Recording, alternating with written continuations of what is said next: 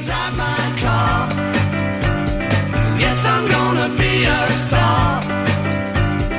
Baby, you can drive my car.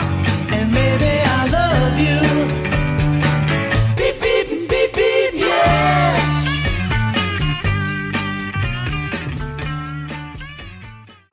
Welcome to the CP Short, the Drive edition. We're on the way into work. Sorry about the sun and the glare. Early morning, daylight savings time.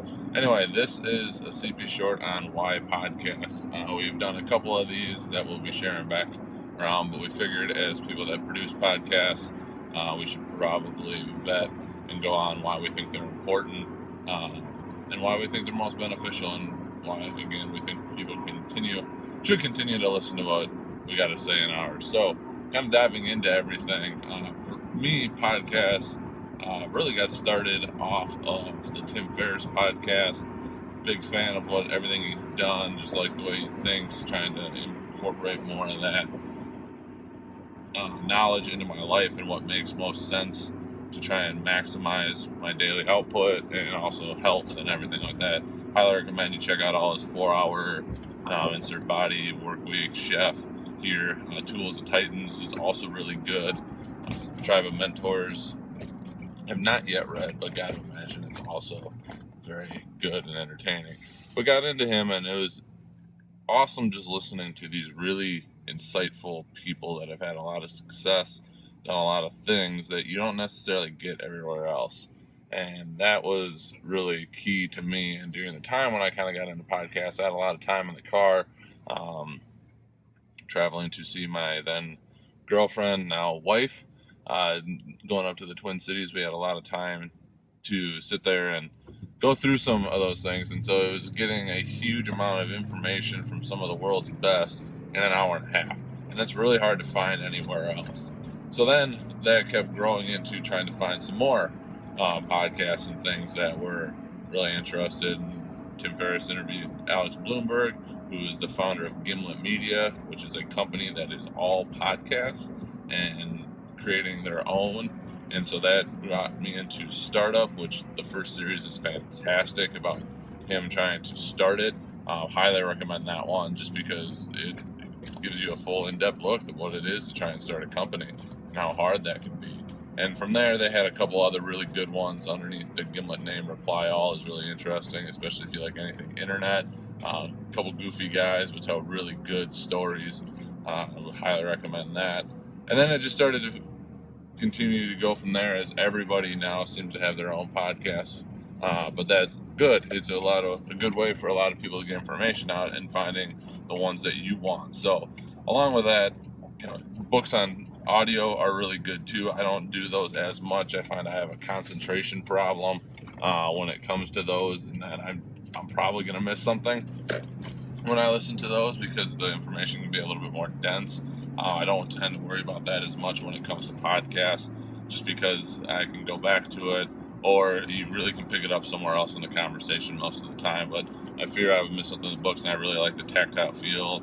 And for being this one hoarding thing I have, I do like to collect them. I like having them on the shelves. So there you go on buying books, which is why I've also got one from a Kindle. Anywho, from there, some other really good ones. If you're into business, there's a lot of good ones out there. I really enjoy Masters of Scale with Reid Hoffman. They are very entertaining and, again, really interesting individuals that have done major things in the world of technology and entrepreneurship and just business in general.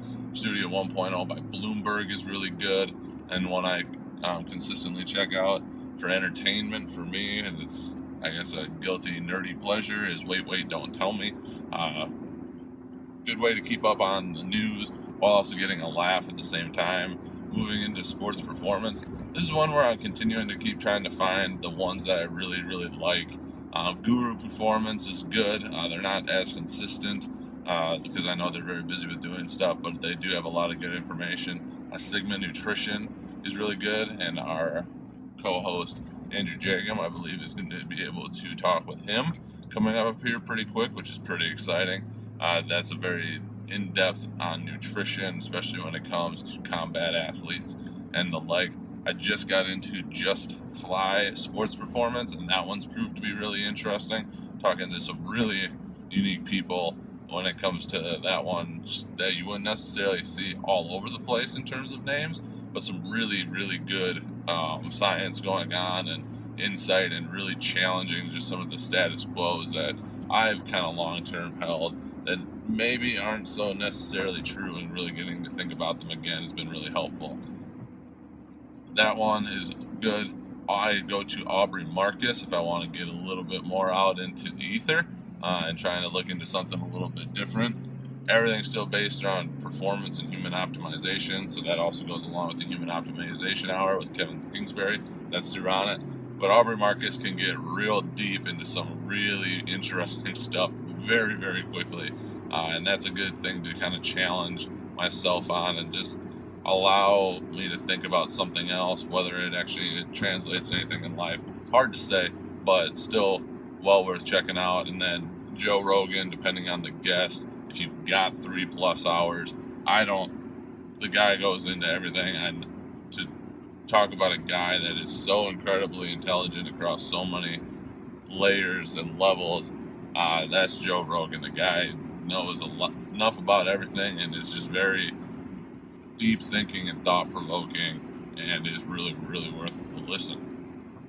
So those are really the ones that I try and focus on. I got a couple other ones in there. Business Wars is kind of fun every once in a while. There's some other ones. Serial, if you want a good continuous one. And I would be upset if I forgot Malcolm Gladwell's Revisionist History. That guy I could listen to all day, just in how he tells stories and the way he looks at stories. Amazing stuff. I highly recommend that one as well. But yeah, I think the amount of knowledge you can get in a casual setting, on a 15-minute drive to work, on a 20-minute, even if it's a 10-minute one, you break that down, you can usually drop out of the episode and pop right back in, because it's a constant moving conversation, is the way I like to go now. I feel like I get more out of it than listening to just talk radio, talk about things that don't really seem to matter.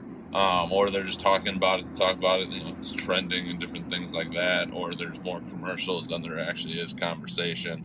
That's one thing that I really like about the podcast as well, is even though they might be trying to tell you something, you can fast forward through it, so you don't have to always pay attention to it in that regard. So yeah, for me, that's why I podcast. It's something I picked up and probably won't let go, just because of the amount of information I'm able to get out of it, and almost use it as free education. So with that, we thank you for checking out ours, and thank you for checking out this CP Short the Drive edition. We got a new episode coming out this week. Check back on Thursday. That'll be out. So with that, we'll talk to you guys later, and have a great Tuesday.